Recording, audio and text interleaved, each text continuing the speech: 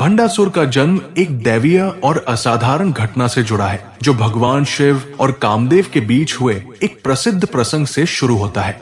इससे पहले कि हम इस कथा में प्रवेश करें, मैं आपके साथ अपने चैनल हिंदू हारमोनी के बारे में कुछ बातें साझा करना चाहता हूं। मित्रों, हिंदू हारमोनी एक ऐसा मंच है जो सनातन धर्म की समृद्ध कहानियों, आध्यात्मिक शिक्षाओं और सांस्कृतिक मूल्यों को सरल और प्रेरणादायक तरीके से आपके सामने लाता है। हमारा उद्देश्य है कि हमारी नई पीढ़ी अपनी जड़ों से जुड़े और हम सभी मिलकर हिंदू धर्म के गौरव को विश्व भर में फैलाएं। दोस्तों, इस कथा के माध्यम से भी हम आपको हमारी संस्कृति की गहराई से जोड़ने का प्रयास करेंगे।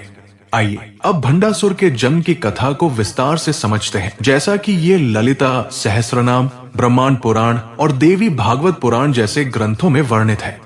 कथा के अनुसार जब तारकासुर नामक राक्षस ने तीनों लोकों स्वर्ग, पृथ्वी और पाताल में आतंक मचा रखा था, तब ये भविष्यवाणी हुई कि केवल शिव और पार्वती के पुत्र ही उसका वध कर सकते हैं। लेकिन उस समय भगवान शिव गहन तपस्या में लीन थे और विवाह के प्रति उदासीन थे। देवताओं ने इस स्थिति को देखते हुए कामदेव को ये जिम्मेदारी सौंपी कि वे शिव की तपस्या भंग करें और उनमें पार्वती के प्रति प्रेम की भावना जागृत करें। कामदेव ने अपने पुष्प बाणों का उपयोग करके शिव के मन में प्रेम उत्पन्न करने का प्रयास किया, लेकिन भगवान शिव, जो योगेश्वर और आत्म संयम के स्वयं प्रतीक हैं, उन्होंने कामदेव के इस प्रयास को तुरंत भांप लिया।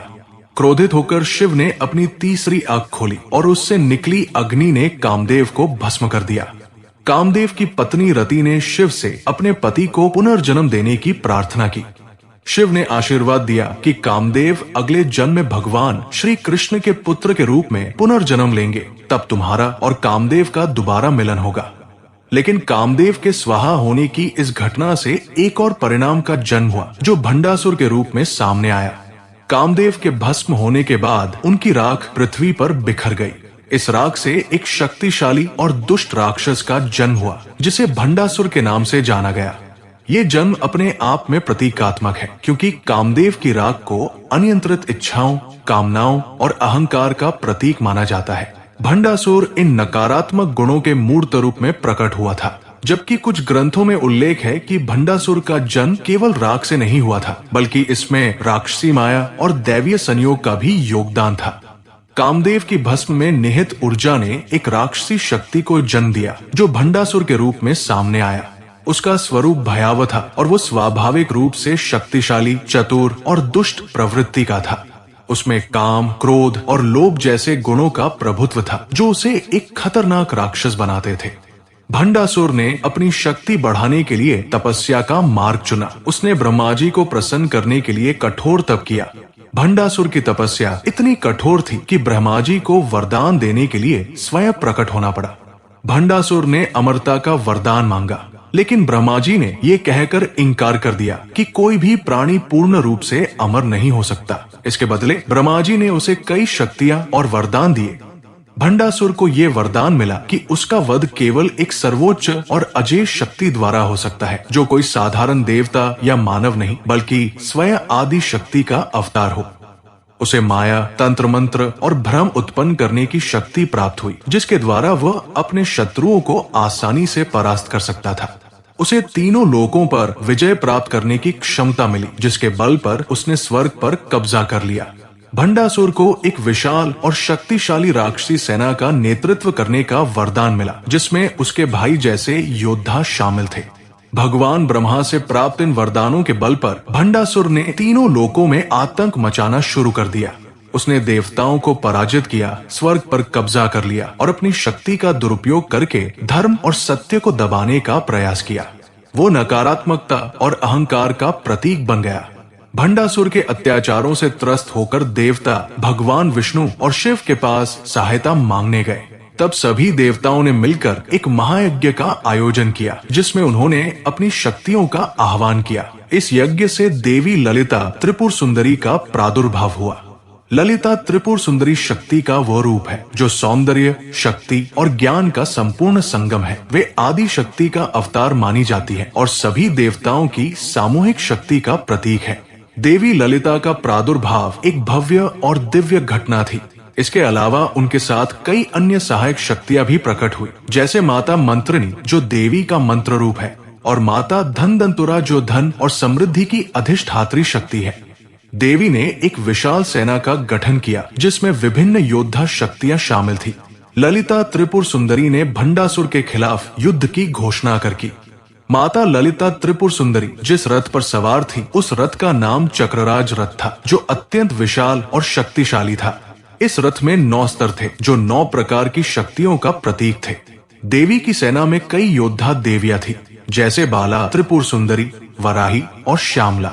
दूसरी ओर भंडासुर ने भी अपनी विशाल राक्षसी सेना को संगठित किया। उसकी सेना में उसके भाई विशुक और विशंग जैसे शक्तिशाली राक्षस शामिल थे। भंडासुर ने मायावी शक्तियों और तंत्र मंत्र का उपयोग करके युद्ध के लिए व्यापक तैयारी की। माता ललिता त्रिपुर सुंदरी और भंडासुर के बीच एक भयंकर युद्ध हुआ जो कई दिनों तक चला। इस युद्ध में दोनों पक्षों ने अपनी शक्तियों का प्रदर्शन किया। भंडासुर ने अपनी मायावी शक्तियों से देवी की सेना को भ्रमित करने की कोशिश की, लेकिन माता ललिता की शक्ति और रणनीति के आगे भंडासुर की एक ना चली।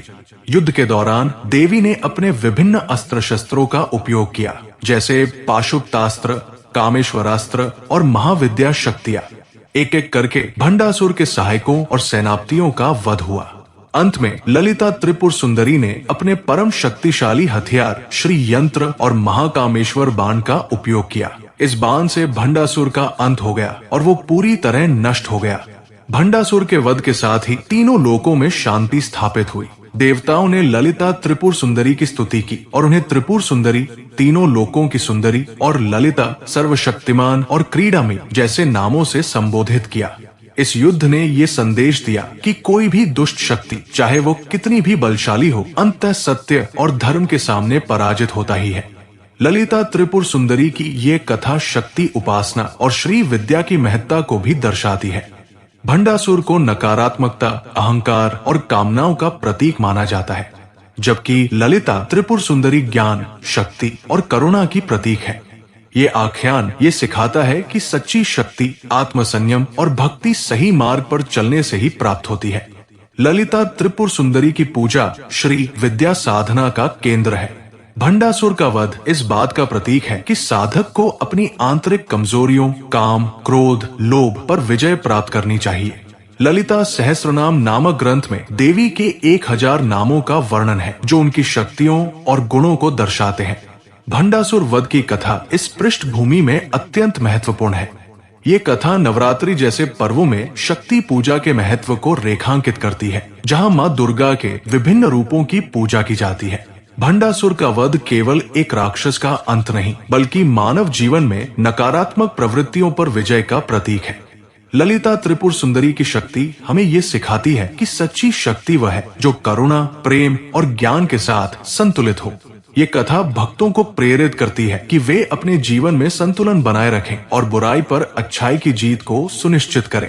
यदि आपको ये कथा प्रेरणादायक लगी और आप हिंदू धर्म की ऐसी रोचक, आध्यात्मिक और शिक्षाप्रद कहानियों को और जानना चाहते हैं, तो अभी हिंदू हार्मनी चैनल को सब्सक्राइब करें, हमारे साथ जुड़े, लाइक करें, कमेंट करें और इस कथा को अपने दोस्तों और परिवार के साथ शेयर करें।